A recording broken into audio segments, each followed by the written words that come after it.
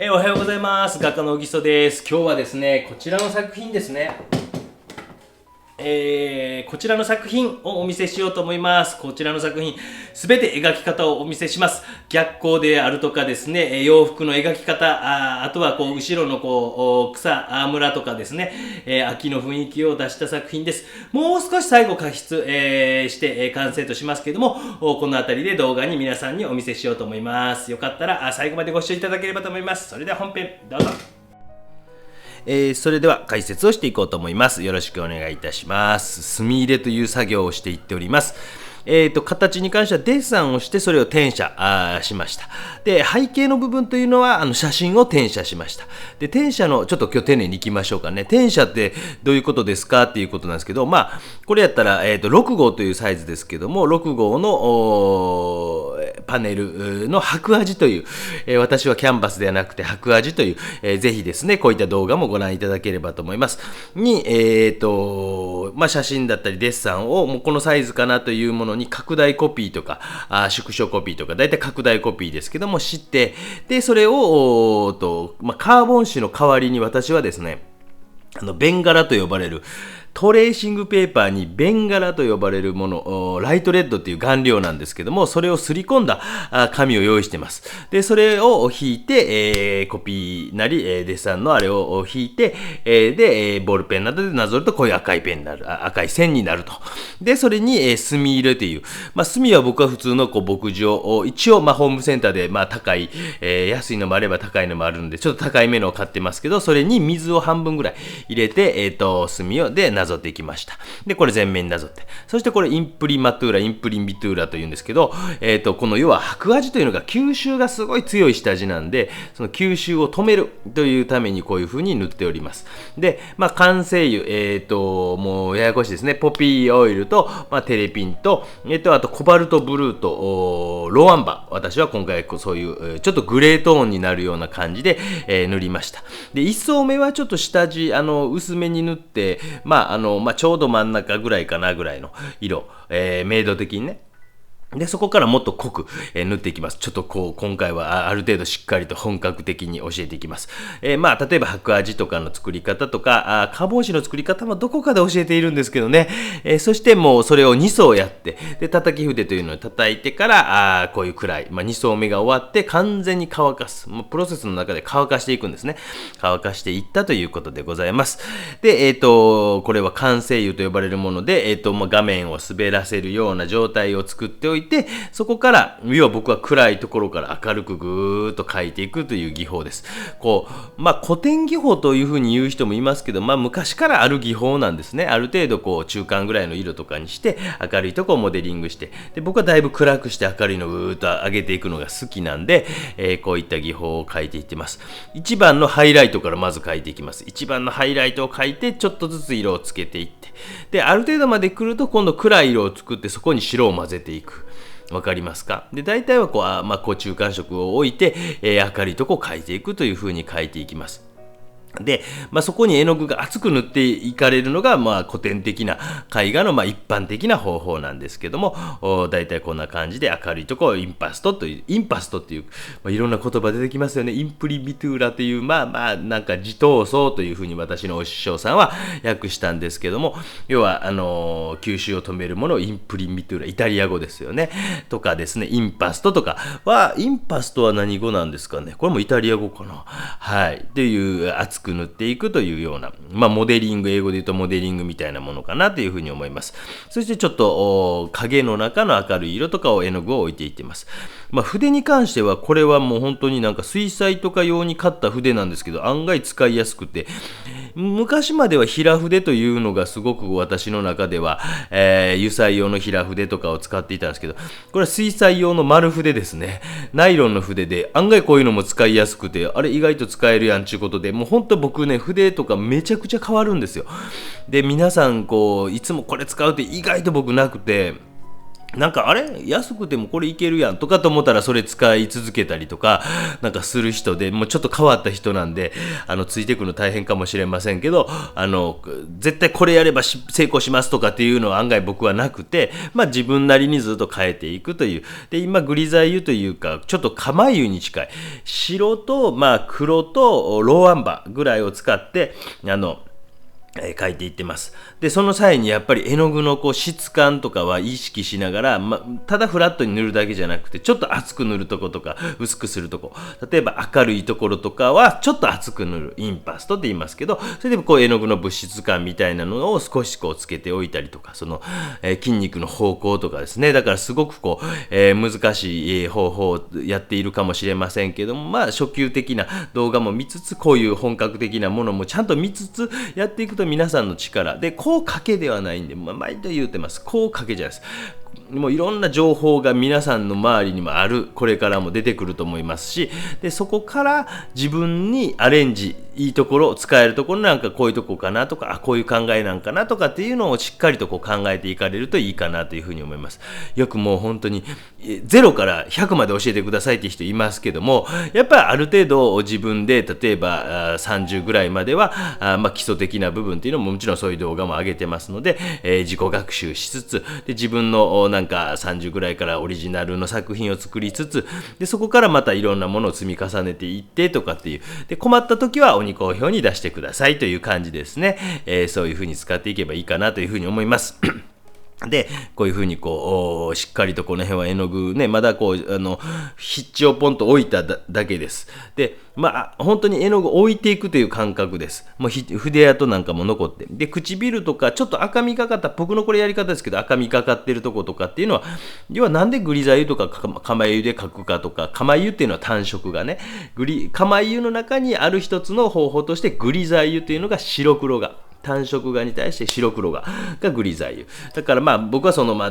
どっちかなっていう感じでやってますけども、釜油かなグリザ油か分かりませんけども、黒白ではないので、釜油に近いかな、肌のところとかね。でしっかりとまず絵の具を混色しておくということが本当に大事かなと思います。それで赤みがかっているところとかっていうのは、私はこういうふうにですね、初めから置いていきます。赤はカドミウムレッドとブライトレッドライトとマゼンダ、この3つを今回使っていたと思います。もう一度言います。カドミウムレッドとブライトレッドライトという松田スーパーさんが出している赤とマゼンダでそれにちょっと青混ぜたりとかちょっと微妙に変えていきますけどもという色です。基本的な絵の具に関しては、私はあんまり変わってません。だいたい黒はピーチブラックに、茶色はローアンバーに、すみませんそこに絵の具があるんで見てるんですけど、トランスオキサイドレッドとかバーンとシェンナトランスとか呼ばれるものが茶色ですね。で、黄土色的なのはイエローオーカに、青はコバルトブルーとウルトラマリンブルーで、コバルトグリーンライトとか呼ばれるものっていうのを意外と僕これ使います。人間の肌とか後半の方でね。で、赤がカドミウムレッドと今言ったブライトレッドライトとマゼンダみたいな色が多いかなと思います。緑はシアニングリーンが最近多いですね。もうそれを使ってます。昔はテールベルトとか、カドミウムグリーンとか使ってましたけど、シアニングリーンってめっちゃ強い緑で、ちょっと黄色混ぜただけですっげえ鮮やかな緑になったりするんで、それを使ったりとかします。あとはコバルトバイオレット。紫ですね。でそれで板の状態のものを濡らしてました。それで滑るような状態作ってます。であとはシアニンブルーかな。だからすごく強い透明色はシアニングリーン、シアニンブルー、マゼンダ、この3色はもうほんのちょっとでいいですよ。もうベッと入れるとガッとなる色です。すごい染料系ですごい強い色なんで、ほんの少し混ぜて、ほっぺたのところにちょんと入れたりとかすると赤くなったりとかね、目のところの青さをもう少し出したいなとか思ったらちょっとシアニンブルー入れてみたりとかっていう感じです。で、唇とかをこういう丁寧に描いていってます。で見ての分かる通りですね、もうこれ叩き筆で叩いた後かな、ある程度グラデーション作った後も絵の具の物質感を使ってこう動かしたりとかしていったりとかですね。で眼球、目なんか本当に球体を意識する、これ難しいですけどね、眼球というのを意識して、描いていってます。ちょっとこう輪郭、唇と唇のこう輪郭とかがカキッとなりすぎてたら、そこのところちょっと絵の具をこれでしてたりとかっていう風にしていってます。ぼかしたりとかねしていきます。背景のところとかも同時に描きつつ輪郭を少しこうぼかしたりとか、そしてまた厚くインパスト、要はこれ一層目でこれぐらい絵の具をこう乗せながら描いていく。油絵の具というのは乾かしながら描きましょうというふうに教わるんですけど、乾かないです。だから乾かないで描けるということも大事です。そして乾かすとか、要はもう本当に磯塗ったら乾き、磯塗ったら乾きなんですけど、この段階なんかはある程度しっかりと、絵の具が乾かないうちにも描いていける。ウェットインウェットかなっていう方法になるかな。英語好きですからね、乾いてない上に乾いてないっていうことですからね、そういうのとか、ウェットオンウェットとも言いますよね。ウェット乾いてない上に絵の具を乗せるやから、ウェットオンかもしれないですね。水彩なんかだったら水が濡れた状態の中にちょっとにじましたり、ウェットインウェットとかっていう方法もあったりとかね。あんまりそういうのを気にしません、私は。あんまりこう細かい技法とか、もちろんそれは自然とこうできるようになっていっているので、こういうところとかもね、書いてからこうグラデーションつけたりとかね、少し分かる範囲では言っていきますけど、あんまりこれの技法を意識してということはあんまりないです。だから輪郭とかをこうぼかしてスフマートでとか書いてるときはそんな風に思ってないです。これどうやったら奥行くかなとかっていうことを考えてるだけです。絵の具をこれ物質感グッと乗せたらこう前に出てくるぞとかっていうこととかですね、っていう感じで眼球を描きながらちゃんと球体を、光が向こうから来てる。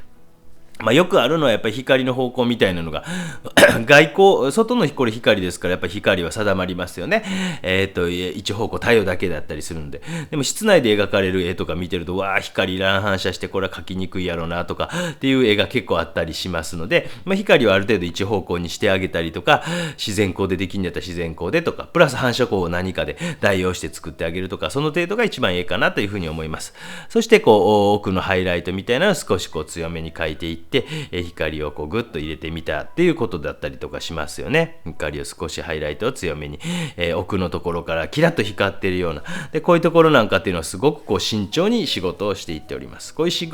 重にやってる仕事なんていうのは本当に毛先に絵の具をほんの少しつけて少しだけ絵の具を厚く描いていくとか、そういうこう本物を見ないとなかなかこの辺の実在感というかですね、絵の具の質感というのはなかなか伝わっていかないかなと思います。ちょっと早送りも少し今回40分近くある動画ですので、本格的にこの描き方全てお見せしますということで、あとは洋服の柄とかの描き方とかもね少しお見せしますけども、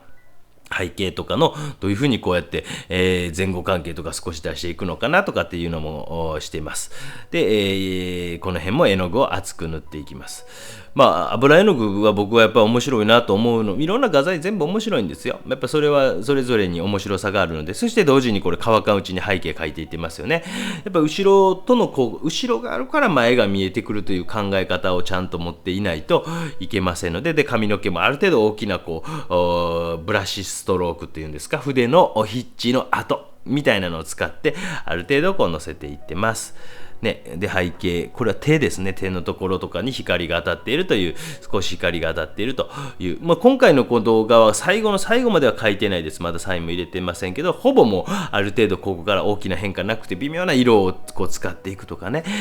微妙に明るくしたり暗くしたり奥行き出したりとか質感出したりとか、そういったことを最後の最後にするんですけど、この今書いてる最後の方ですねからだいたい2週間ぐらい間空けるんですよ。だからこの動画を撮るにあたってのこの40分間っていうのはだいたい1ヶ月半ぐらいかかってるんですよ。で1週間開けて書いて1週間空いて、で最後の最後はもう完全に絵の具が乾いてから最後の最後の仕事をせんと絵の具っていうのがこう取れてしまったりするので、それぐらいこう計画を立ててやっていく、そういうものです。だから完全に乾かして書く段階と、こうやって今みたいに乾かんうちにある程度書く段階みたいなのを僕はそういうプロセスとして持っています。だから油絵のいいところでもありメリットデメリットですね、微妙な調子とかグラデーションというのははすごいつけやすいけども、乾きというのがなかなか乾かない。でも乾くとやっぱりしっかりとこう長いことを持ってくれるという画材でもあります。とはいえアクリル絵の具とかももう多分すごくいいものやと思いますけどね。ただグラデーションとかつけるのは僕はまだ難しい。僕は下手くそなんで、かなっていうふうに思ったり、物質感を自由自在にとまではいかないかなと、僕の場合はね。でこれは洋服の柄ですね。これはもうほんの少し絵の具厚く塗ってるんですね。筆の毛先にちょこっと絵の具つけてってやってる。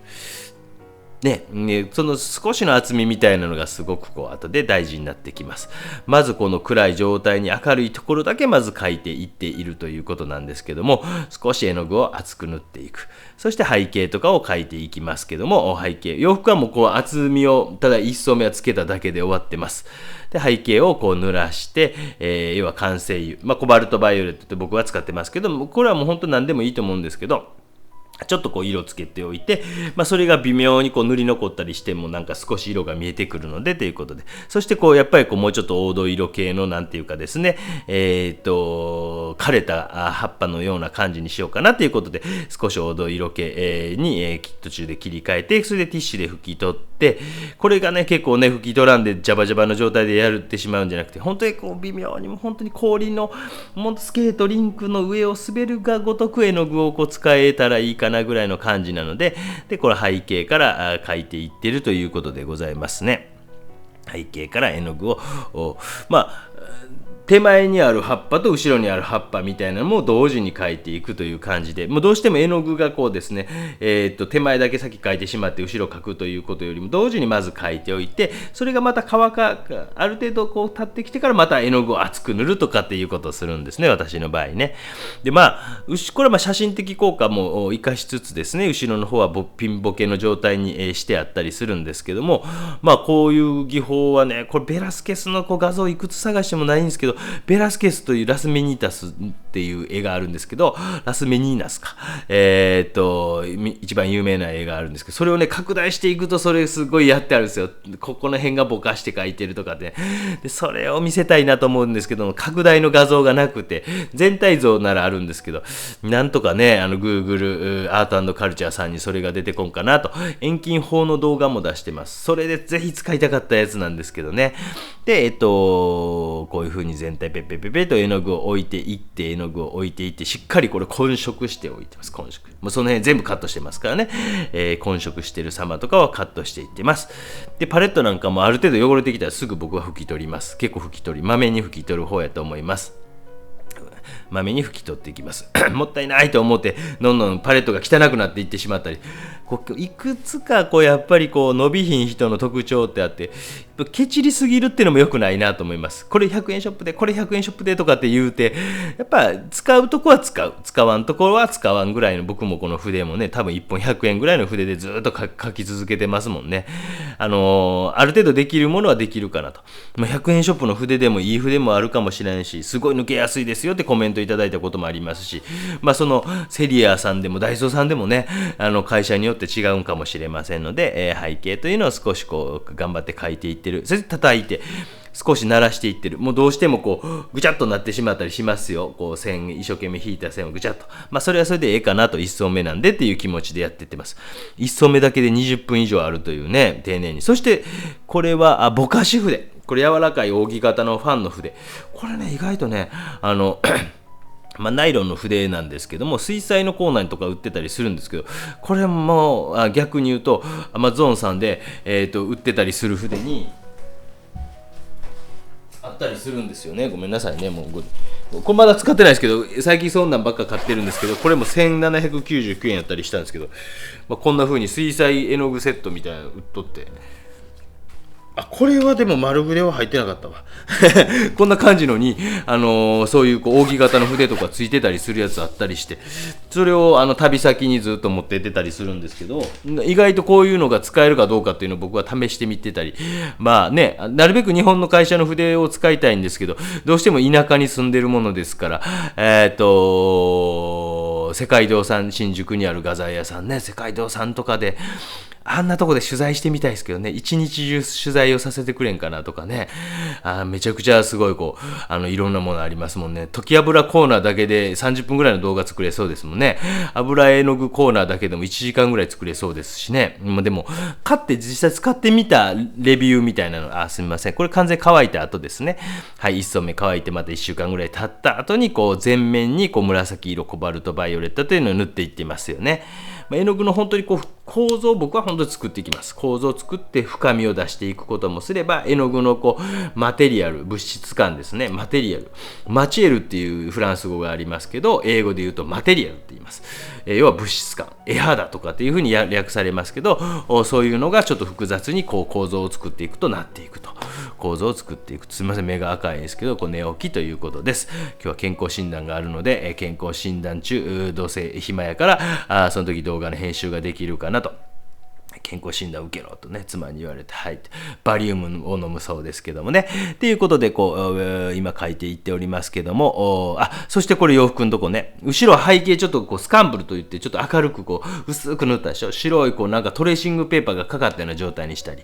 今度洋服はもう思いっきりズドーンと絵の具乗せました。人の肌がうっすら透けてるなんていうレース状の服やったりするんで、人の肌に近いようなのズドンと乗せました。で、ちょっと絵の具が厚くなってるから、要はそのレースの線みたいなのが消えるわけではないです。ね、消えるわけではないというところがこの辺が、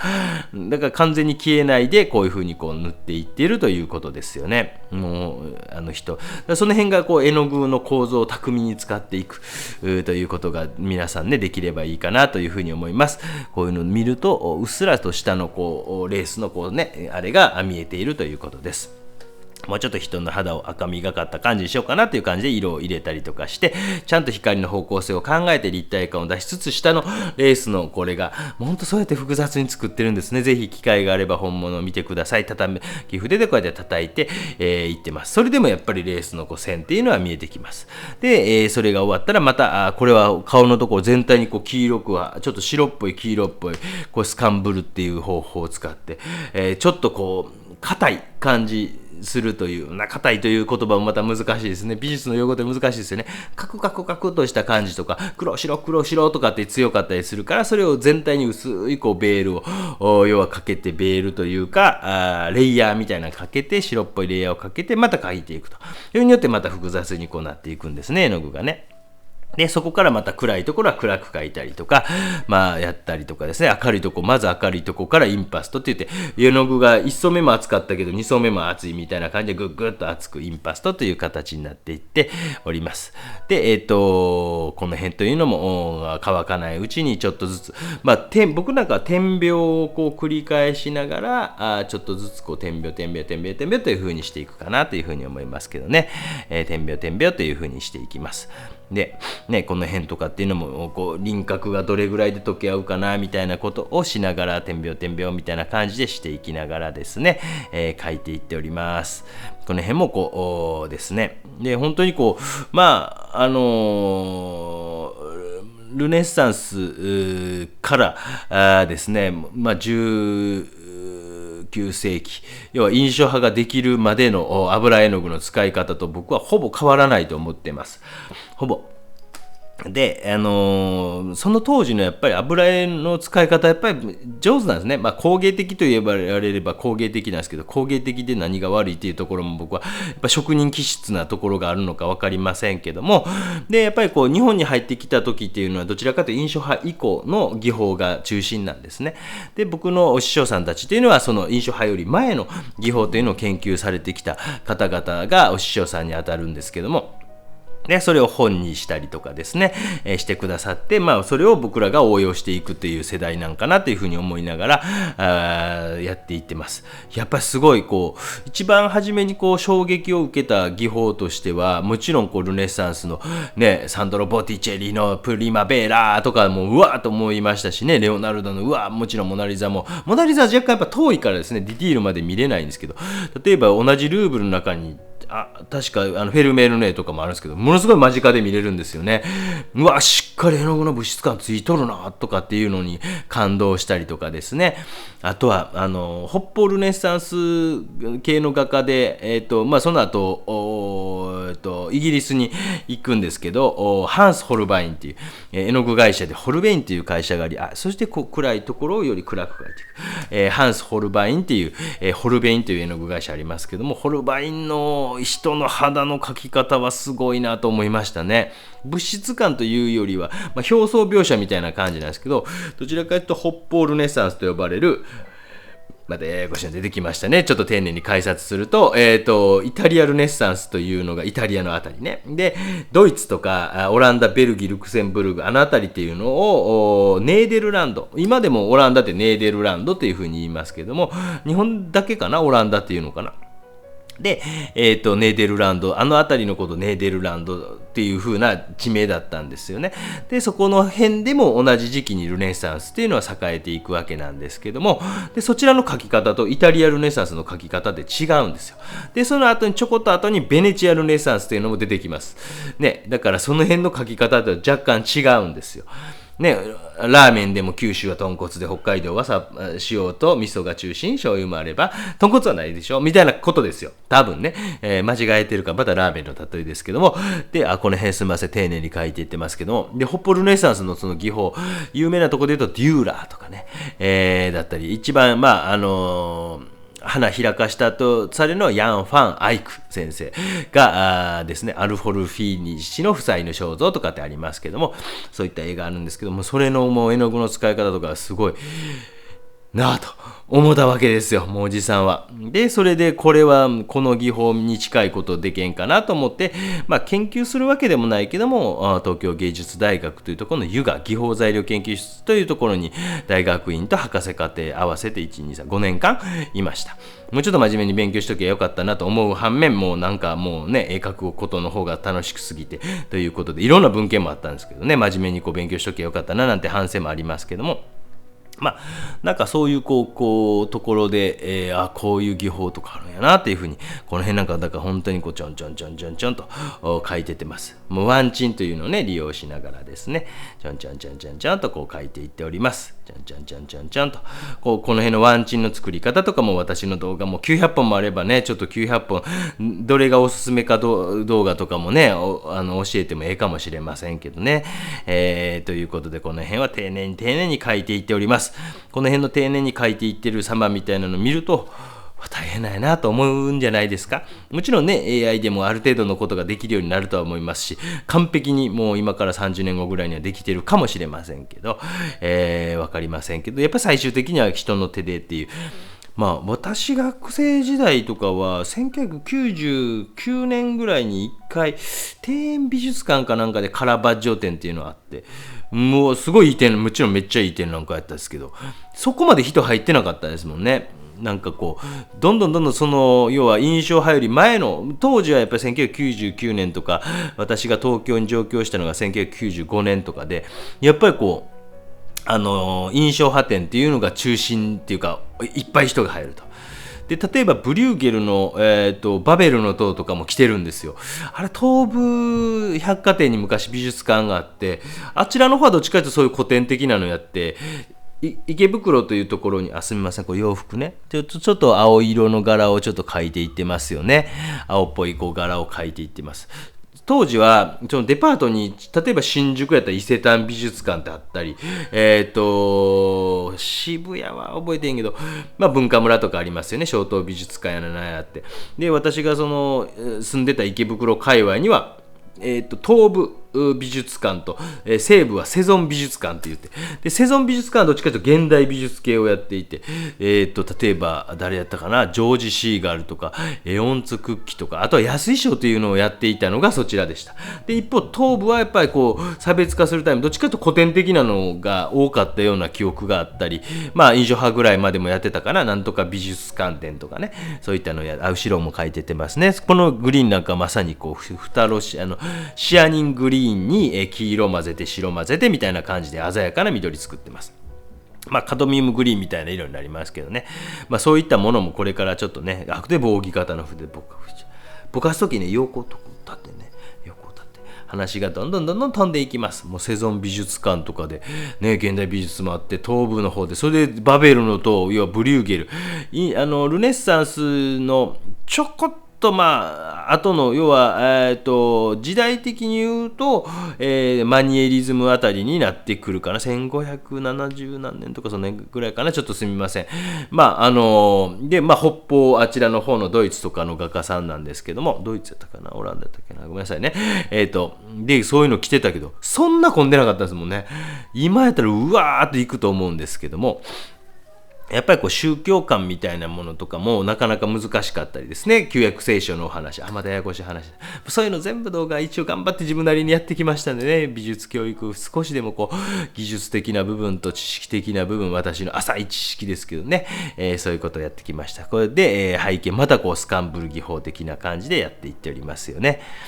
こんな感じで、最後着色をちょっとまだ30分経ってもまさかの白黒状態ということでね、驚かれたかもしれませんけども、まずは絵の具をモデリングしていって、そこから着色するということなんですけども、そういうふうにこういろんな美術館があったり、当時は洋書ですね、洋書を見ながら、今もう画集会とか言うてもなかなかね、あれかもしれませんよね。インターネットで調べてきたらうわーってなるかもしれませんけど、やっぱね、意外と覚えないですよね。そのインターネットだけで調べてきた画家さんとかってなかなか覚えないんで、やっぱりこうなんか自分で、うわ、もう見つけたぜっていう実感があると、よりこう、愛がこもりますよね。たまに画集屋さんなんか行かれてみてはどうでしょうか。純駆動とかまだあんのかな。もう本屋さんもなかなか危ない時代になってきてますもんね。厳しいね。で、そしてこう着色をいよいよしていくという段階です。こう、滑らす状態にしておいて、これはグレーズと呼ばれる、トランスオキサイドレッドみたいな色と、ちょっと赤を混ぜてみたり、ブライトレッドライトっていうのは透明色の赤ですけども、ちょっと混ぜてみたり、マゼンダ混ぜてみたり、少しこう黄色み、イエローオーカ。イエローオーカは半透明ぐらいからちょっとスカンブル的な感じかもしれませんけど、ちょっとこれはなんかね、ホコリやらなんやらとついてたから、ちょっとカッターナイフの刃でちょっと取ってますね、っていうことをやったりとか、そしてこうぼかしてみたりとかですね、そういった健康診断に行く時間が近づいてまいりました。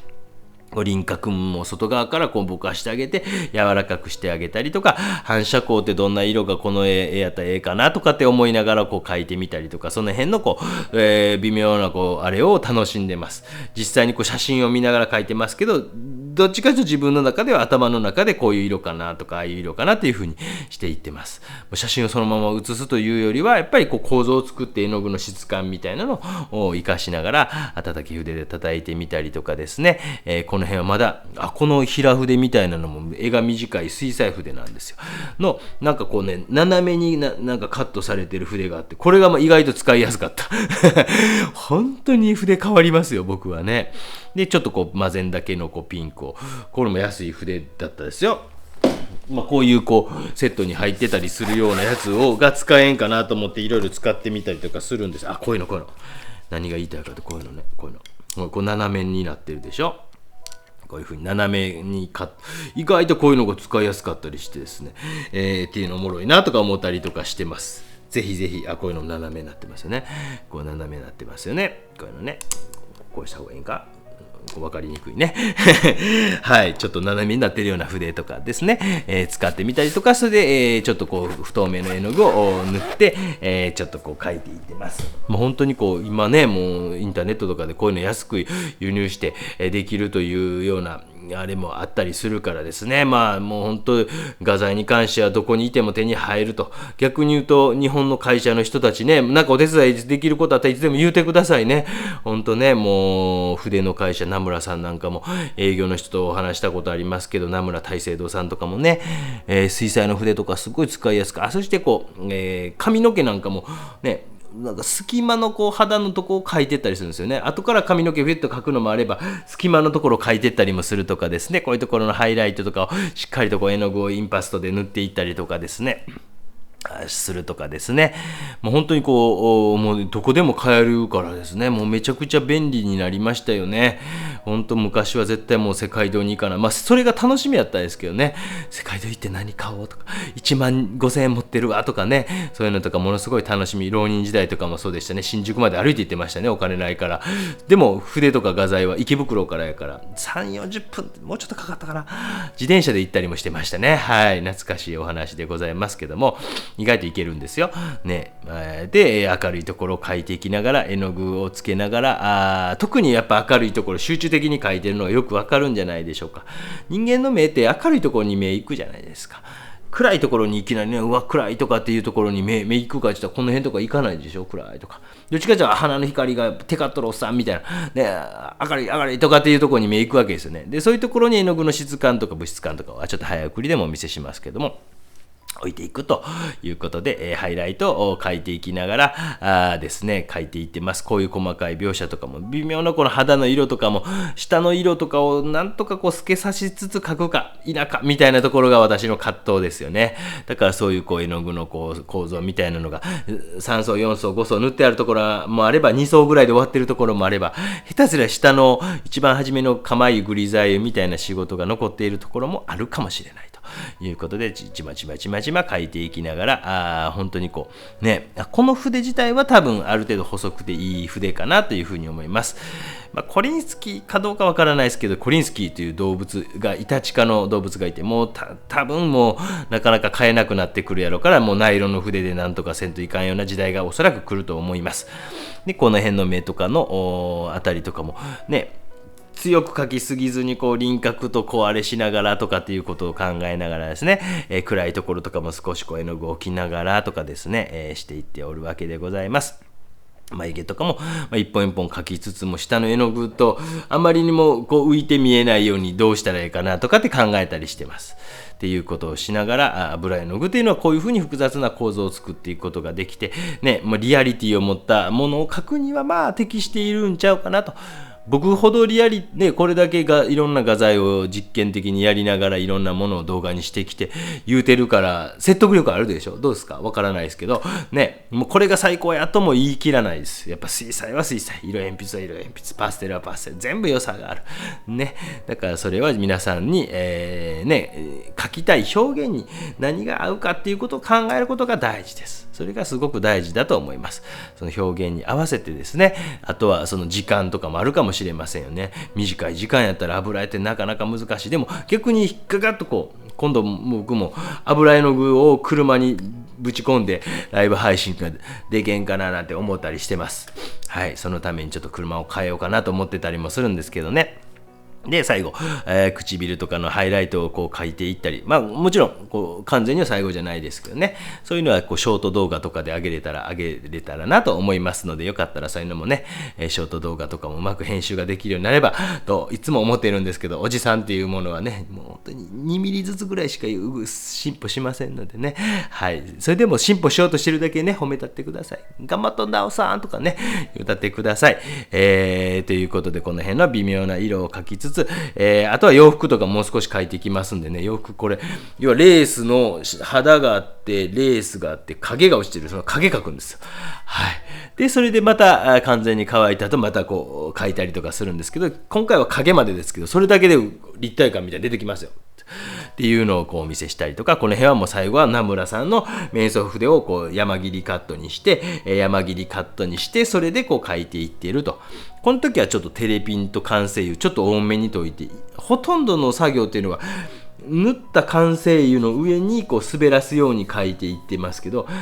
この髪の毛とか細い長い線に関してだけはしっかりと完成油とテレピンが1対1、ちょっとテレピン多めかもしれないですね。6対4ぐらいのものでしっかりこう混ぜ合わせて、それで描いてほしい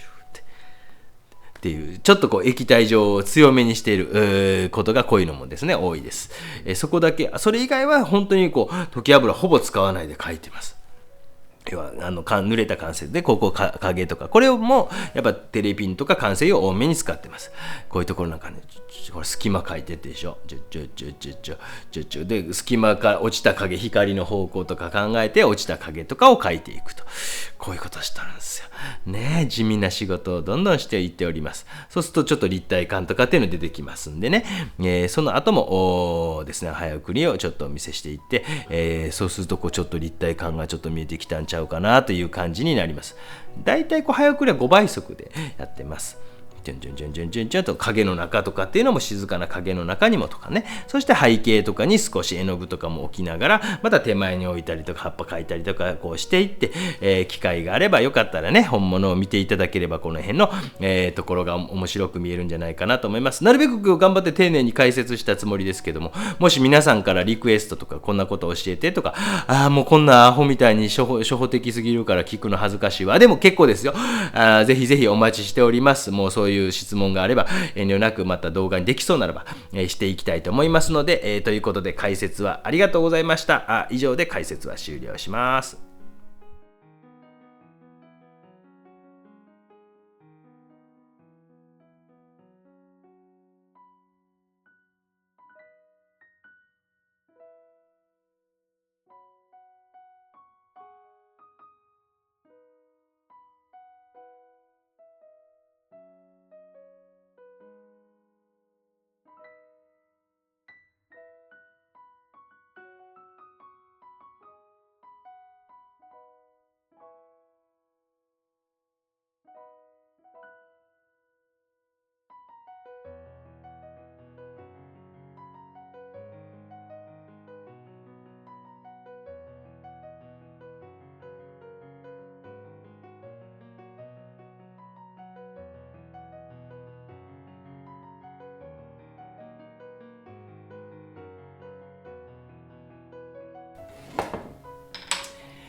ご視聴ありがとうございました。いかがだったでしょうか。こちらの作品でございます。後ろのこう書き方なんていうのはちょっと柔らかく書いたり強く書いたりして前後関係を出していくみたいなのはなかなかこう伝統的にこういう方法を取られていたんですね。ベラスケスなんていう、絵描きさんなんかはこういった方法とか取っております。こういった絵描き方とか微妙な肌の描き方とか洋服のこういうレースどうやって描くんかなとか非常に参考になったんじゃないかなというふうに思います。よかったら感想とコメント欄に書いていただければと思います。それではまたご視聴ありがとうございました。チャンネル登録よろしくね。